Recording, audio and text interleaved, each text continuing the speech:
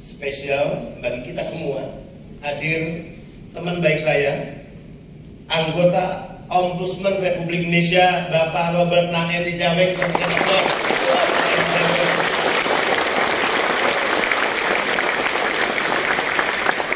Hadir juga bersama kita perwakilan Korea Selatan yang ada di Indonesia dalam program G2G, yaitu Mrs.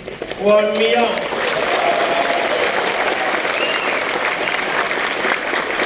Tandemnya pasti Mr. Rohadi, interpreternya. Dan tokoh muda yang bisa menginspirasi rekan-rekan sekalian. Teman saya 5 tahun di DPD RI, saat itu saya senator dari Sulawesi Utara, beliau senator dari Sulawesi Tengah, dan terpilih sekarang menjadi Bupati Kabupaten Morowali Utara.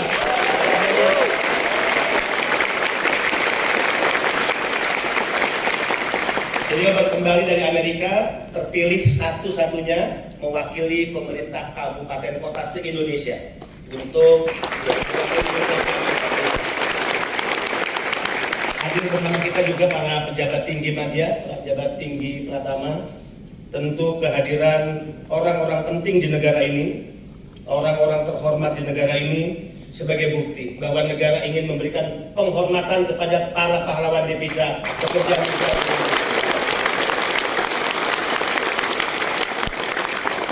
Izinkan saya menyampaikan kepada Bapak Endi Jaweng dari Ombudsman Republik Indonesia, pelepasan hari ini hadir di tengah-tengah kita 519 CPMI Korea, 398 untuk sektor manufaktur dan 121 untuk sektor perikanan. Total hingga hari ini sejak Korea dibuka setelah 2 tahun, tidak ada penempatan karena situasi pandemi Covid. Total per hari ini dari Desember 2021 CPMI Korea yang kita tempatkan melalui G2G berjumlah 8.265. Dan hingga akhir tahun ini mudah-mudahan masih ada 1000-an lagi yang harus kita segera terbangkan ke Korea. Saya ingin menyampaikan juga kepada Bapak Robert Naendi Jaweng bahwa setiap tahun program G2G diikuti pendaftaran kurang lebih 21 hingga 24 ribu pendaftar. Korea menjadi idol dari penempatan karena selain undang-undang perlindungan kepada tenaga kerja asing yang sangat kuat, gajinya juga sangat tinggi. Ya, saya pernah berpikir jika sudah tidak menjadi kepala badan, mungkin Korea menjadi pilihan saya untuk bekerja ke Korea. Gajinya 22 juta sampai 27 juta, Pak Endi. Kepala badan kan 26 juta, jadi lebih besar mereka.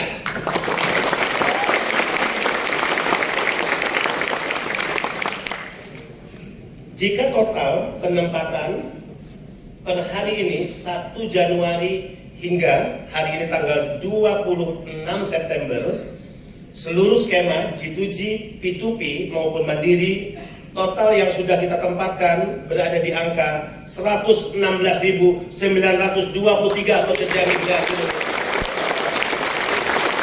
Tahun lalu karena COVID kita hanya mampu menempatkan 72.000 karena situasi COVID. Nah ini baru sampai September kita sudah berada di 116.923. Trennya semakin positif. Tadi pagi Pak Robert, kami ini dari Bandung Pak. Hari Sabtu kami kerja tugas di Jawa Barat. Kemudian hari Minggu kami manfaatkan waktu untuk melihat sebuah area perkebunan hidroponik organik yang mudah-mudahan ini bisa di linkage kerjasama dengan para PMI Purna. Tadi pagi jam 8:30 saya memberi kuliah umum di hadapan 2.000 para mahasiswa baru Universitas Komputer Bandung. Ya, tidak ada waktu istirahat dan kita langsung jalan lewat darat dan alhamdulillah tiba dan bersama-sama bisa hadir dengan kita semua.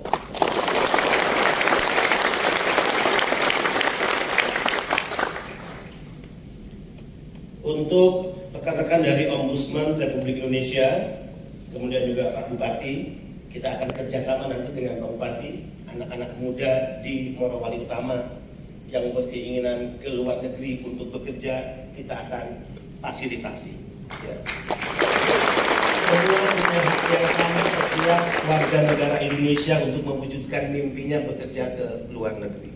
Kita saksikan hari ini, ganteng, ya, cantik-cantik, anak-anak muda, penampilannya keren, membanggakan, baju putih, dasi hitam, pakai jaket. Ini mimpi saya, Pak Robert Andi Jaweng. Mimpi jika negara ingin melepas pekerja migran ke luar negeri, tidak boleh lagi seperti dulu mereka ditampung di wisma-wisma yang tidak dikenal wismanya juga di mana, wisma apa, berangkat diam-diam, tidak boleh. Saya ingin mewujudkan mimpi kita semua, negara harus melepas mereka dengan perlakuan hormat seperti negara melepas kontingen Olimpiade yang akan bertarung di event olahraga internasional. Bedanya adalah kontingen Olimpiade tentu mereka bertarung dalam event olahraga. Anak-anak muda ini bertarung dalam kompetisi global, merebut peluang kerja di luar negeri. Saya selalu menanamkan mental kepada mereka agar jangan pernah memelihara mental seolah-olah kita menjadi pengemis pekerjaan. Tidak. Kalian bukan orang-orang yang ada di kampung-kampung, didatangi calo, direkrut diam-diam, diberangkatkan secara diam-diam, secara tidak resmi. Bukan. Kalian anak-anak muda terdidik, pendidikannya jelas, mengikuti pelatihan. Karena pelatihan itulah kalian memiliki kompetensi, keahlian, keterampilan di sektor pekerjaan yang kalian pilih, manufaktur dan fishing. Dokumen dilengkapi, negara memberikan jaminan asuransi, negara menjamin perlindungan dari ujung rambut sampai ujung kaki. Kalian adalah pahlawan devisa, penyumbang 159,6 triliun setiap tahun, maka negara harus memberikan perlakuan hormat kepada kalian dengan sangat layak seperti ini. Saya kalau udah ketemu mereka pengen nangis. Ini anak-anak kita, adik-adik kita. Presiden mengatakan mereka orang-orang hebat. Belum tentu kami yang di depan sehebat kalian. Kenapa? Untuk mewujudkan mimpi masa depan kalian. Kalian berani meninggalkan kampung halaman, keluarga dan orang-orang tercinta, meninggalkan tanah air, bertarung di sana. Saya belum tentu sehebat kalian. Kita belum tentu sehebat kalian. Dan hebatnya di mana? Kalian bekerja dari hasil kerja kalian, dari gaji yang kalian peroleh, kalian sumbangkan pada negara ini. Kalian menjadi penyumbang devisa yang sangat besar yang ikut menjaga pertumbuhan ekonomi negara.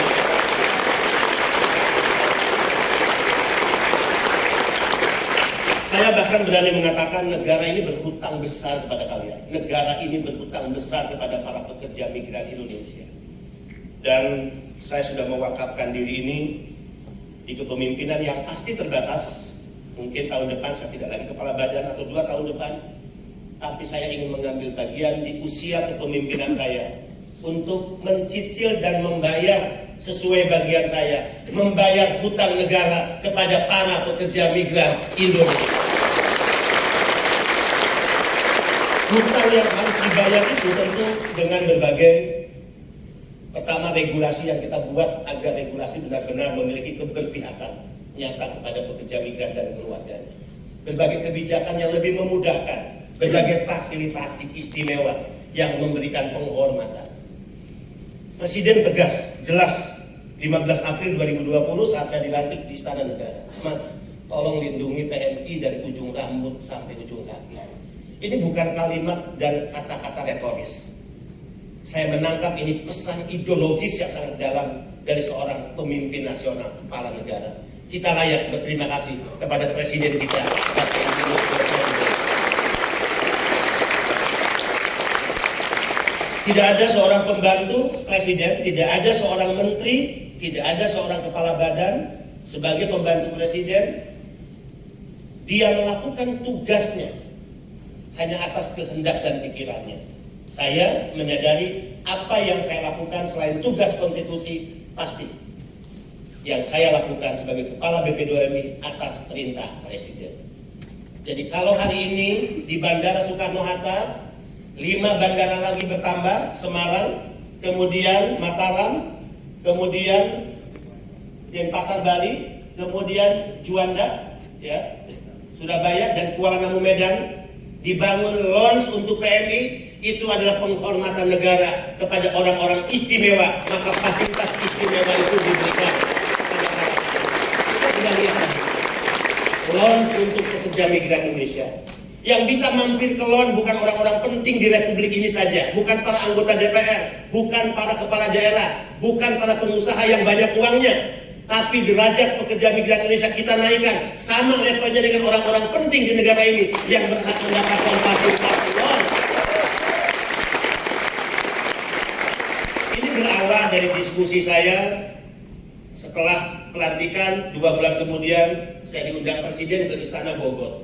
Saya ingat persis 9 Juni 2020, 1 jam 20 menit ngobrol bertiga dengan Mas Pratikno, Menseknek. Apa pesan beliau, Mas?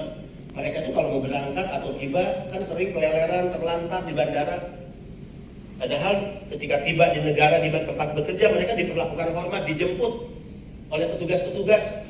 Kok kenapa sih kalau tiba di tanah air seolah-olah mereka dianggap sebelah mata?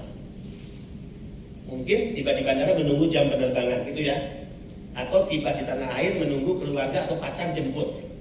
Mungkin macet di tol kendaraannya. Harus ada tempat yang istimewa. Kemudian Presiden mengatakan, Mas, saya sering mendapat laporan, apalagi perempuan kalau tiba di tanah air mau masuk urusan imigrasi atau berangkat, udah bawa koper, mereka antri berdesak-desakan. Ya, padahal menurut Presiden itu ada jalur khusus yang disebut ofisial diplomatik. Para anggota DPR, paspor biru, paspor hitam, orang-orang diplomat, kedutaan besar, ya, para menteri, itu selalu special track, jalur khusus, tidak boleh campur dengan umum. Apa yang kita lakukan atas perintah Presiden? Presiden katakan pada saya, berikan jalur khusus pada mereka agar mereka tidak antri, berdesak-desakan. Maka special track untuk jalur khusus PMI kita berikan di setiap bandara. Karpetnya khusus bertuliskan VVIP pekerja migran Indonesia.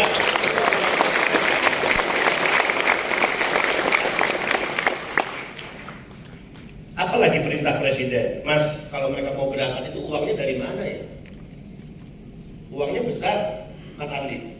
1, tiket pesawat. Apalagi kalau ke Eropa, Amerika tujuan bekerja. 2, medical check up, tes psikologi. Ya, undang-undang baru memerintahkan tes psikologi untuk memastikan sehat. Biaya pelatihan itu tidak kecil. Kemudian selama berada di tempat pelatihan, mobilitas dari kampung ke Jakarta seperti ini. Rata-rata Korea mungkin 25 juta dibutuhkan oleh sekian satu orang. Negara lain bisa mencapai 40-50 juta. Dari mana uangnya? 2 kebiasaan yang dilakukan oleh saudara-saudara kita ini, Pak Endi Jaweng, adalah mereka menjual harta keluarga, mereka meminjam ke rentenir. Apa perintah Presiden? Mas, hentikan itu. dengan cara skema kredit tanpa agunan melalui BNI dan KUR PMI.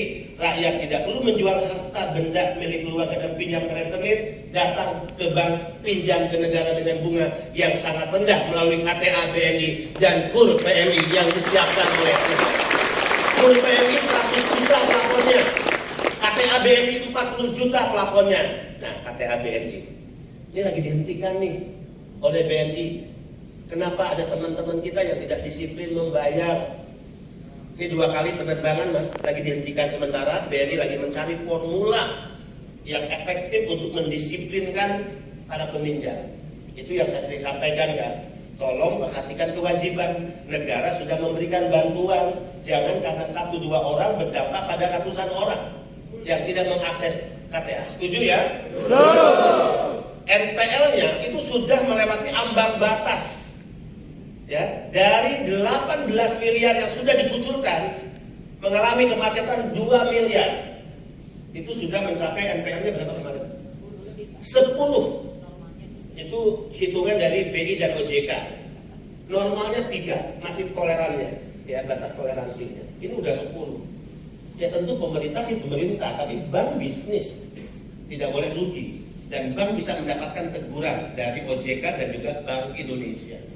Kita sedang menyiapkan rumusnya, formulanya agar setiap yang mengakses KTA lebih disiplin untuk membayar. 3 tahun kontrak nyicil setiap bulan kan kecil sebetulnya, ya dengan bunga juga sesuai standar KUR. Mudah-mudahan diperhatikan. Yang keempat, saya ingin laporkan juga ke teman-teman di Ombudsman. Di negara ini sejak Republik ini berdiri di usia 77 tahun, yang bisa mendapatkan kredensial surat kepercayaan negara itu hanya duta besar.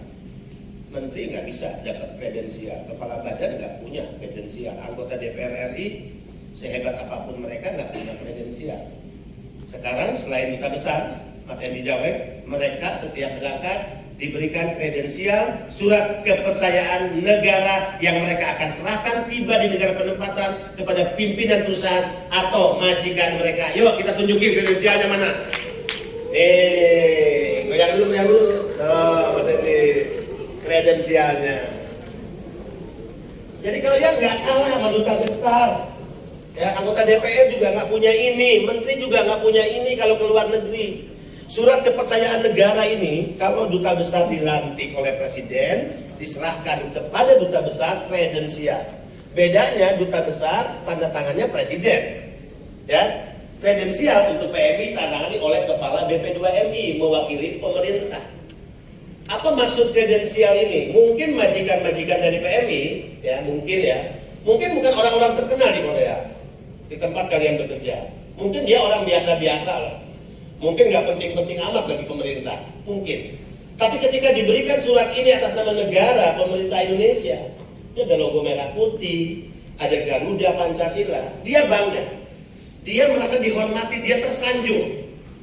Akhirnya apa? Dia respect dengan negara kita. Harapan kami dengan surat ini, ketika dia respect dan merasa dihormati oleh negara kita, dia respect kepada kalian sebagai pekerja yang bekerja di tempat mereka. Itu ikhtiar negara. Ada 2 terobosan, sampaikan kepada semua pihak. 2 terobosan yang sedang kita kerjakan. 1, ini juga mudah-mudahan karena Mas Edi dari Ombudsman hadir. Mas, saya tuh dengar masalah mereka juga krusial ketika mereka pulang ke tanah air. Barang-barang yang mereka bawa disita di pelabuhan luar, disita di bandara-bandara oleh bea cukai. Padahal ini barang pembelian dari majikan untuk oleh-oleh keluarga. Ini barang dibeli dari hasil gaji disisihkan untuk oleh-oleh keluarga, disita. Ya. Dan ini banyak. Saya memahami bea cukai sudah ada track untuk melakukan itu sesuai dengan. Yang salah selama ini PMI tidak pernah diedukasi barang-barang apa, jenis apa, berapa banyak yang bisa dibawa masuk ke Indonesia. Nah sehingga saya langsung ambil inisiatif ketemu dengan Dirjen Bea Cukai, sekarang sedang dirumuskan PMK, Peraturan Menteri Keuangan pembebasan bea masuk barang milik pekerja migran. Nanti di PMK itu diatur barang-barang apa yang bisa dibawa, berapa banyak jumlahnya atau beratnya, dan berapa besar nilai uangnya. Kemarin kita baru negosiasi, Bea Cukai menawarkan 20 juta. Kita nawar 25 juta. Misalnya gini, kalau adik-adik pulang bawa barang nilainya 30 juta, 20 juta otomatis gratis. Hanya cukup bayar 10 juta. Tapi kita masih minta naik, jangan 20 juta, 25. Ini sangat membantu, ya. Wajar lah saya katakan mereka diberikan gratis, diskon kok yang mereka berikan pada negara ini setiap tahun 159,6 triliun, angka yang sangat besar. Negara membayar hutang.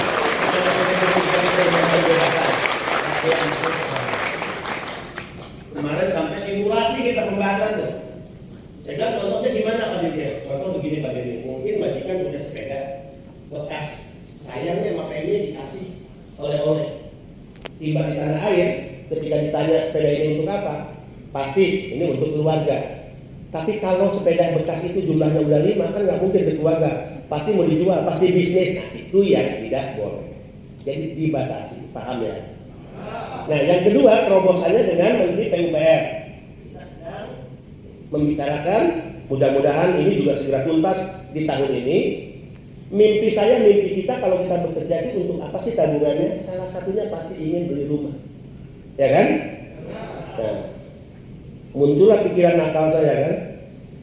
Pemerintah punya kebijakan rumah bersubsidi, murah untuk ASN, untuk prajurit TNI, untuk Polri. Ngomonglah saya sama Menteri PUPR lewat dirjennya. Kalau begitu, untuk prajurit TNI, Polri, ASN bisa rumah bersubsidi, sangat murah, bahkan cicilan dan uang mukanya. Yuk siapkan juga dong rumah untuk pekerja migran Indonesia. Peraturannya sedang digodok, perumahan ya untuk pekerja migran Indonesia. Kalian bekerja, sisihkan cicilan, bayar untuk kredit rumah. Yang di Jawa Timur tentu perumahan itu akan dibangun di Jawa Timur. Yang di Jawa Barat perumahan itu akan dibangun di Jawa Barat. Yang di Jawa Tengah akan dibangun di Jawa Tengah, dan juga daerah yang kita identifikasi sebagai kantong pekerja migran Indonesia. Terima kasih untuk kehadiran Bapak Robert Naim Dijaweng sebagai anggota Ombudsman Republik Indonesia. Terima kasih untuk Mrs. Puan Liao yang selama ini bekerja bersama-sama, ya, kolaborasi dengan BP2MI. Kemarin itu ada pandangan yang salah beberapa politisi yang saya ingin klarifikasi di hadapan Ombudsman RI. Mereka menganggap penempatan G2G karena penanganannya BP2MI, urusan menentukan siapa yang lulus, siapa yang terbang BP2MI. Saya katakan keliru. Untuk ujian tes itu pihak Korea ada HRBK, Jepang ada Jikwel yang ditempatkan di Indonesia. Untuk Jerman yang gajinya 34 juta sampai 40 tuh, itu ada GIZ yang ditunjuk. Jadi yang melakukan tes seleksi mereka, yang menyatakan lulus mereka. BP2MI nggak bisa ngatur siapa yang lulus, karena mereka profesional sesuai standar dan syarat seseorang dinyatakan lulus untuk sektor apapun. Ya, ini mudah-mudahan dipahami sehingga kadang ada yang lucu-lucu juga. Tapi ini nitip deh 10 orang bisa nggak ke Korea? Tapi intinya adalah ketika negara memberikan pelayanan publiknya tidak sesuai dengan harapan, tidak sesuai dengan standar peraturan, tidak sesuai dengan mimpi besar kita. Bahkan alih-alih yang justru terjadi adalah perbuatan atau tindakan yang melanggar semua itu. Inilah yang kami sebut sebagai maladministrasi, dan Ombudsman bertugas untuk mengawasi itu. Hari ini teman-teman muda, para duta bangsa, kita sudah mendengar dari Bapak Kepala tadi sesuatu yang saya secara ringkas sebut sebagai negara hadir. Narasi besarnya hari ini adalah negara hadir, hadir dari hulu hingga hilirnya. Selama ini saya perlu sampaikan juga Bapak Kepala, catatan di Ombudsman masih terlihat selama sebelum kemudian kami melihat kepemimpinan Pak Beni, masih terlihat misalnya bahwa pada tahap hulunya dan termasuk kemudian proses berikutnya di penampungan, masih belum jelas soal pengawasan dari BP2MI terkait dengan kepastian waktu pemberangkatan pekerja migran dan juga hak-hak pekerja dalam sosialisasi untuk mendapatkan informasi itu. Hari ini tidak saja semua sudah terpenuhi, bahkan lebih dari itu. Negara hadir hari ini memberikan perlindungan, bahkan lebih jauh dari itu, fasilitas yang tidak kalah hebatnya dari yang diperoleh oleh berbagai para pejabat negara dengan tadi surat kredensial dan sebagainya. Ini saya kira patut kita apresiasi. Gebrakan-gebrakan seperti inilah yang memang ditunggu, yang memang diharapkan oleh kita semua. Saya kira ini catatan yang bisa saya bawa pulang Pak Kepala, bahwa BP2MI sudah sungguh memainkan peran untuk menghadirkan negara secara efektif sejak tahap pemberangkatan. Mudah-mudahan nanti juga ketika sudah di lokasi, sudah tiba di Korea Selatan, juga jelas kemudian pengaturan terkait dengan pengantaran dari teman-teman muda ke masing-masing tempat kerja. Saya percaya, saya yakin itu juga sudah disiapkan. Jadi narasi besarnya adalah negara hadir. Ini juga mengingatkan saya Pak Kepala, saya dari Nusa Tenggara Timur, salah satu kantong PMI yang ke-6 atau yang ke-5 terbesar di Indonesia, yang kalau selama ini selalu setiap keberangkatan saudara-saudara saya dari NTT ke luar negeri itu diiringi dengan tangis dan bahkan rasa duka, karena selalu tidak ada kepastian apakah di sana nanti akan bekerja dengan baik, akan mendapatkan perlakuan yang baik, dan akan pulang dengan selamat atau tidak. Ini yang dirasakan. Kebetulan ada juga anggota keluarga yang kerabat yang juga menjadi pekerja migran di beberapa negara. Tapi hari ini suasana yang kebangun itu jauh dari apa yang dialami selama ini. Mungkin juga karena peran yang dimainkan negara beberapa waktu kemarin tidak begitu efektif, yang membuat kemudian rasa takut itu muncul, rasa cemas itu muncul, was-was dengan segala ketidakpastian. Maka ini kemudian rentan para calo, para pemain bisnis kotor dan sebagainya untuk memanfaatkan ketakutan masyarakat dan ketidakefektifan negara dalam memberikan perlindungan, dalam memberikan proteksi. Tapi saya kira dengan hari ini dan tentu saja 2 tahun belakangan, BP2MI sudah bekerja, sudah menunjukkan kiprah negara yang efektif, maka saya percaya Pak Kepala akan perlahan kemudian kepercayaan tentu akan terbangun, rasa aman dari masyarakat, dari keluarga yang mengutus juga akan terbangun, dan pelan-pelan juga permainan-permainan kotor itu mungkin akan mulai dan suatu waktu akan sangat berkurang. Ini adalah cara negara untuk berperan terhadap mereka dengan membuat kita efektif. Karena selagi kita tidak efektif, selagi masih banyak air keruh itu adalah hal yang paling disukai oleh para pemain bisnis kotor. Nah, saya kira Pak Benny sekarang sedang menjernihkan airnya, memberikan perlindungan. Ini yang harus mencatat sebagai hal yang saya kira langkah besar. Kemudian kedua, para duta bangsa, para pahlawan devisa, ingat baik-baik apa yang sudah disampaikan oleh Miss Gold tadi. Saya tahu sekali ke Korea Selatan. Ini adalah salah satu negara yang sangat menjunjung tinggi, menghargai peraturan undang-undangan. Negara yang menempatkan aturan itu mungkin satu level di bawah kitab suci. Jadi jangan pernah setiba di sana melanggar aturan. Mungkin agak berbeda dari Indonesia. Kita masih punya banyak cara kreatif untuk mensiasati peraturan, tapi jangan coba-coba membawa kebiasaan itu ke Korea Selatan.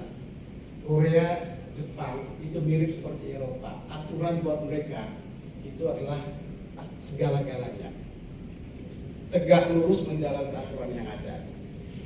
Bahasa kita adalah di mana bumi dipijak, situ langit dijunjung. Langit itu adalah aturannya. Jadi saya percaya dengan persiapan yang sudah cukup lama dan cukup matang, 5 hari tadi pendampingan di penampungan dan pembekalan lain. Bahkan bahasanya tadi juga sudah diajarkan dan sebagainya.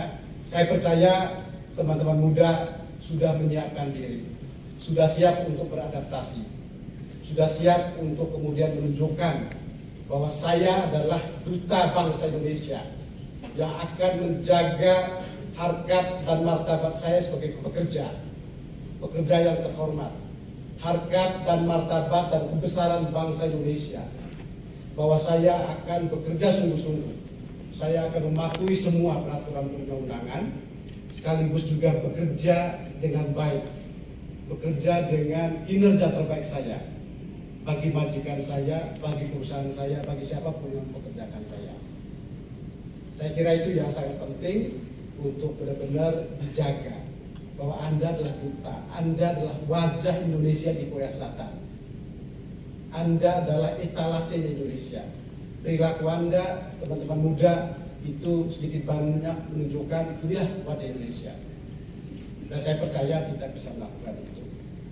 Kemudian juga di sana sebagai orang yang juga lama merantau, sangat penting untuk selalu guyup, untuk selalu berkomunikasi, untuk selalu berhubungan dengan sesama warga Indonesia. Jangan pernah memikul masalah sendirian. Jangan pernah menjaga jarak dari saudara-saudara sebangsa. Biasanya kita, jangankan di luar negeri, saya dari Flores saja kalau sudah ke Pulau Jawa, ke Jakarta ini, rasa guyupnya, rasa persaudaranya itu sudah sangat kuat terbangun. Saya lebih yakin kalau kita di luar negeri, ini juga yang akan terbangun, di mana teman-teman muda itu akan selalu bersama. Hadirlah pada kegiatan-kegiatan yang memang difasilitasi oleh negara. Acara 17-an, acara apapun yang difasilitasi untuk kemudian bisa mendapatkan informasi, sekaligus bersosialisasi, sekaligus juga mendapatkan perlindungan dari teman-teman lain ketika Anda mendapatkan masalah. Jadi bergaul itu penting. Kerja tentu hal yang utama, tapi ngumpul itu juga penting. Bergaul juga penting.